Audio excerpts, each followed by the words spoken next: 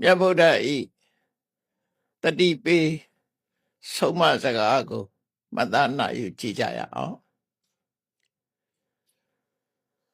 အနမတေကောယံဘိက္ခဝေတန္တာရောမြတ်စွာဘုရားကဘဝတန်တရားကြီးဟာဘယ်ချိန်ကစခဲ့တယ်ဆိုတဲ့အစကိုမသိနိုင်လောက်အောင်ရှည်လျားတယ်လို့ခေါ်အစဉ်လျောက်၍မသိရသောအစရှိဆိုလိုတာဘယ်ချိန်ကစတယ်ဆိုတာမှတ်တမ်းတင်လို့မရလောက်အောင်ရှိဝေးတယ်လို့ပြောတာအစမရှိဘူးလို့ပြောတာတော့မဟုတ်ဘူးမသိနိုင်လောက်အောင်ရှိကြတဲ့အစရှိတယ်ဆိုတော့တရားရည်ရဲ့အစဟာအလုံးကိုရှိကြနေသည့်အတွက်ကြောင့်ဘဝမှာဒုက္ခဆိုတာလို့လေအမျိုးစုံကြုံတွေ့ကြရတယ်ဘုရားဗဒရီအလုံးကြာဘူးနေကြတယ်အနမတေကောယံဘိက္ခွေတန္တာရောအယံတန္တာရောတဘဝမှာတဘဝကုပြောင်းနေတဲ့ဤဖြစ်စဉ်ကြီးဟာခန္ဓာတစ်ခုမှခန္ဓာတစ်ခုယုံနာတစ်ခုမှယုံနာတစ်ခုစင်စဲမပြတ်ပြောင်းလဲဖြစ်စဉ်နေတဲ့ဖြစ်စဉ်ကြီးဟာအနမတေကောမသိအပ်သောအစရှိတယ်ဝါအစကိုမသိနိုင်ဘူးလို့နောက်ကြောင်းပြန်ပြီးအစရှိတော့မှရှာတော့မှဒီအစဆိုတာရှာတွေ့နိုင်မှာမဟုတ်ဘူးအလွန်ရှိတရားလို့ဒီစကားကိုမိန့်ကြားတာပဲဖြစ်တယ်ထပ်ပြီးတော့မြတ်စွာဘုရားကပုပ္ပါကောတိနပညာယတိ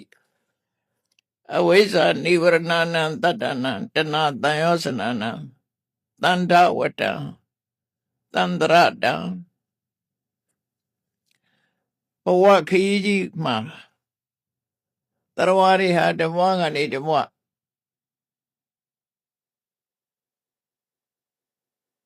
ချင်းဒီပြီးတော့ပြောင်းနေကြရတယ်ဟာဘယ်လိုအနေထားနဲ့တဘွားကနေတဘွားပြောင်းနေကြသလဲလို့ဆိုရင်အဝိဇ္ဇာတရားရဲ့ပိတ်ဆို့ခြင်းကိုခံရတယ်တဏှာတရားရဲ့နှောင်ဖွဲ့ထားခြင်းကိုခံရတယ်ဆိုလိုတာကတန်တရားလဲတာဟာအမောင်ထဲမှာကျွတ်တုတ်ခံရပြီးလဲနေတဲ့ဆိုတဲ့အဓိပ္ပာယ်ပဲကျွတ်တင်ပြီးတော့မြင်နိုင်စွာမရှိဘူးဒီဘဝကနေပြီးနောက်ဘယ်ဘဝသွားရမယ်ဆိုတာမြင်နိုင်စွာမရှိဘူးအဲ့ဒါအဝိဇ္ဇာကကာစီပြီးတော့ထားတာအမောင်တူကြီးကရှေ့ကကာထားပြီးလူကိုလည်းယုံမထွက်နိုင်အောင်ကျိုးတွေနဲ့ချီနှောင်ထားတယ်တဏှာဆိုတဲ့တန်ရောစဉ်ကျိုးကလည်းချီနှောင်ထားတယ်အဝိဇ္ဇာအမှောင်ကြီးနဲ့လည်းစုံစည်းနေတယ်ရှေ့ခရီးမှာဘာတွေတွေ့မေဆိုတာကိုမသိနိုင်ကြဘူးမသိနိုင်မဲနဲ့တဘွားကနေတဘွားကုပြောင်းသွားကြတာဒါမှန်တယ်ဘုန်းကြီးတို့တွေဟာအခုလူဘွားရောက်လာတဲ့အခိုက်လေးမှာလက်ရှိဘဝအနေထားကိုသိရှိကြတော့လည်းပဲဒီဘဝအဆုံးသတ်သွားရင်ဘယ်သွားရမယ်ဆိုတာမှောင်းနေပြီမသိဘူးမသိနိုင်ဘူးမသိနိုင်တော့ကိုသွားခြင်းတဲ့နေရာသွားလို့ရလားလို့ဆိုတော့တဏှာဆိုတဲ့တန်ရောစဉ်ကချီနှောင်ထားတဲ့အတွက်ကြောင့်ကိုသွားခြင်းတဲ့နေရာသွားနိုင်တာမဟုတ်ဘူးပေါ့အဲ့တော့တရားရဲ့အနေထားကိုမြတ်စွာဘုရားကအဝိဇ္ဇာရဲ့ပိတ်ဆို့မှုကိုခံထားရတယ်တဏှာရဲ့နှောင်ကြိုးနဲ့ချီနှောင်ထားတာကိုခံရပြီးတော့တန်တရားခရီးသွားနေကြတဲ့တတ္တဝါတွေရဲ့ဒီအနေထားဟာဘယ်တော့မှစခဲ့တယ်ဆိုတာမသိနိုင်ပါဘူးလို့ပြောတာပုပ္ပကောတိနပညာယတိဥပမာပြောမယ်လူတယောက်မျက်စိကိုပိတ်ထားတယ် ကျိုးတုတ်ထားတယ်သူဟာမဆုံးနိုင်တဲ့ခရီးကိုရှောက်နေရတယ်အဲ့တော့သူသွားရမယ့်ခရီးလည်းသူမမြင်ဘူးလွတ်လွတ်လပ်လပ်လည်းသွားနိုင်ခြင်းမရှိဘူးမျက်စိနှောင်းပိတ်ပြီးတော့ကျိုးနဲ့စီးထားတဲ့လူတယောက်ရဲ့ခီးသွားနေရတဲ့ပုံစံမျိုးတန်တရားထဲမှာလူတွေဒီလိုသွားနေကြတယ်ဆိုတဲ့အကြောင်းမြတ်စွာဘုရားကဟောတာအဲ့တော့တပိုင်းကြောင်းလေးတစ်ခုအနေနဲ့မြတ်စွာဘုရားကရာဇဂုမြို့အနီးမှာရှိတဲ့ခေစကုတ်တောင်ပေါ်ရဟန်းသံဃာတွေနဲ့တရင်သုံးနေထိုင်ရင်းနဲ့ခေစကုတ်တောင်ပေါ်ကနေလှမ်းကြည့်လိုက်တဲ့အခါဝေပုံလဆိုတဲ့တောင်ကြီးကိုမြင်ရတယ်တောင်ငါလုံးကာခိုရာဇဂုလို့ဆိုတဲ့အတိုင်းရာဇဂုပတ်ဝန်းကျင်မှာတောင်ငါလုံးရှိတယ်ခေစကုတ်တောင်ကနေကြည့်လိုက်တော့ဝေပုံလတောင်ကြီးကိုတွေ့တဲ့အခါမြတ်စွာဘုရားကဝေပုံလတောင်ကြီးရဲ့သမိုင်းကြောင်းကိုအစမထင်သံတရားအကြောင်းဟောရင်ကနေပြီးတော့ဝေပုံလတောင်ကြီးရဲ့သမိုင်းကြောင်းကိုမြတ်စွာဘုရားမိန့်ကြားတာမှတ်သားစရာကောင်းတယ်ဘဝဆိုတာကဘာဆိုတာအမြဲတမ်းပြောင်းလဲနေတာပဲဤကဘာကြီးကလည်းပြောင်းလဲနေတယ်ဘဝကြီးတွေကလည်းပြောင်းလဲပြီးတော့နေတယ်မြတ်စွာဘုရားကဝေပုံလတောင်ကြီးကိုလက်ညှိုးထိုးပြီးတော့ဒီဗဒ္ဒကဘာအတွင်းမှာပဲဒီဝေပုံလတောင်ကြီးဟာအပြောင်းလဲတွေဖြစ်ခဲ့တယ်ဆိုတာကိုယဟန်တွေကိုဟောပြတယ်ဒီဝေပုံလတောင်ကြီးကိုတဲ့တစ်ချိန်တုန်းကဝေပုံလလို့မခေါ်ပဲနဲ့ပါစီနာဝန်ဒလို့ခေါ်ခဲ့ကြတယ်တဲ့ဝေပုံလတောင်ကြီးဟာပါစီနာဝန်ဒတောင်ဒီဒေသမှာနေတဲ့လူမျိုးတွေကြတော့တိဝရလူမျိုးလို့ခေါ်ခဲ့တယ်သူတို့ရဲ့သက်တမ်းဟာအနှစ်4000အသက်ရှိကြတယ်ဒီတောင်ဟာဘယ်လောက်မြင့်တယ်လဲဆိုရင်တိဝရလူမျိုးတွေဟာဒီတောင်မောပါစီနာဝန်တာတောင်မောကိုတက်လို့ရှိရင်4 ရက်တက်ရတယ်ပြန်ဆင်းတော့လဲ4 ရက်ကြာတယ်အဲ့ဒီခေတ္တကပွင့်တော်မူတဲ့မြတ်စွာဘုရားဟာကကုတ္တန္တမြတ်စွာဘုရားလို့ခေါ်တယ်အဲ့ဒီကကုတ္တန္တဗုဒ္ဓရဲ့ထိတ်တန်းတပည့်ကြီး2 ဦးကတော့ရှင်ဝိတုရနဲ့ရှင်သိစီသင်္စီဝါဆိုတဲ့မထေရ 2 ပါးပဲဖြစ်တယ်ကကုတ္တန္တဘုရားလက်ထက်ကသမိုင်းကြောင်းကိုပြောပြပြီးတော့မြတ်စွာဘုရားကဘာဆက်ပြောတော့ဆိုပါစီနာဝန်တာဆိုတဲ့အမည်လည်းပျောက်သွားပြီတမရှိတော့အခုပါစီနာဝန်တာလို့မခေါ်တော့ဘူးတဲ့ဒီဒေသမှာနေတဲ့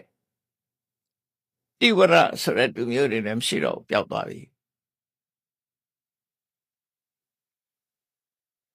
ကကုတ္တန္တမြတ်စွာဘုရားလည်းပြိဋိဘံဆံသွားပြီတဲ့သူတပည့်တွေလည်းမရှိကြတော့ဘူးသမိုင်းကြောင်းမြတ်စွာဘုရားကဗဒ္ဒကဘာထဲမှာကြုံတွေ့ခဲ့တဲ့သမိုင်းကြောင်းကိုအဲ့လိုဟောပြီးတော့ဧဝံအနိစ္စဘိက္ခွေသင်္ခါရဧဝံအတုဝဘိက္ခွေသင်္ခါရဧဝံအနတ္တတိကဘိက္ခွေသင်္ခါရယဟန်တို့အကြောင်းတရားတွေရဲ့စီမံဖန်တီးထားတဲ့သင်္ခါရတရားတွေဆိုတာဖြစ်ပြီးရင်ပျောက်သွားမှာပဲတဲ့ဘယ်တော့မှမခိုင်ပါဘူးတဲ့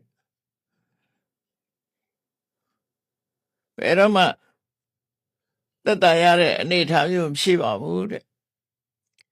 ရှားဝင်စီရံဘိက္ခွေလမေဝသဗ္ဗသင်္ခါရေတုနိဗ္ဗိန္တိတုအလံဝိရစိတုအလံဝိမုတ်စိတုမြတ်စွာဘုရားကဒီသမိုင်းကြောင်းကြီးကိုရှင်းပြတာသူ့ရည်ရွယ်ချက်ကဘာလို့ဆိုလောကကြီးဟာထာဝရပြောင်းလဲနေတာဖြစ်တယ် မတည်ငြိမ်တဲ့လောကကြီးဖြစ်တယ်ဒါကြောင့်မို့သင်္ခါရတရားဟုသမျှတော့သင်္ခါရတရားဆိုတာတခြားမရှာနဲ့ကိုယ်ဘဝလည်းသင်္ခါရသူ့ဘဝလည်းသင်္ခါရကိုနေတဲ့လောကကြီးကလည်းသင်္ခါရအရာခတ်သိမ်းဟာအကြောင်းတရားပေါ်မှာမှီတည်နေတာဖြစ်လို့သင်္ခါရလို့ခေါ်တယ်အဲ့ဒီအကြောင်းတရားပေါ်မှာမှီတည်နေတဲ့အရာခတ်သိမ်းဟာတဲ့တနေ့ကျတော့ပျောက်ကွယ်သွားမှာကြီးပဲဘယ်အရာမှယက်တည်နေမှာမဟုတ်ဘူးတဲ့အခုပဲကြည့်လေ2021ခုနှစ်ပျောက်ကွယ်သွားပြီတော့လူတွေရဲ့ဝါဒ2022ခုနှစ်ကိုရောက်လာပြန်ဒါကြောင့်မကြခင်ပဲ2022ကုန်သွားပြီ23ရောက်အောင်ပါပဲနှစ်စဉ်လဲနှစ်ဟောင်းနေကုန်ပြီးတော့နှစ်သက်ကိုဒီလိုပြောင်းလာခဲ့ကြတာဘယ်အရာမှထာဝရတည်မြဲနေတယ်ဆိုတာမရှိပါဘူးတဲ့အလုံးဟာရွေးရှားပြောင်းလဲနေတယ် ever change ထာဝရအပြောင်းလဲကြီးနဲ့နေတဲ့ဤကဘာကြီးလို့ဤလောကကြီးလို့မြတ်စွာဘုရားအဲ့တော့ဤလောကကြီးဟာရှင်းနေစရာကောင်းလာလို့ဆိုရှင်းနေစရာမကောင်းဘူးတဲ့အေဝံအနတ္တတိကအသက်ရှူမချောင်နဲ့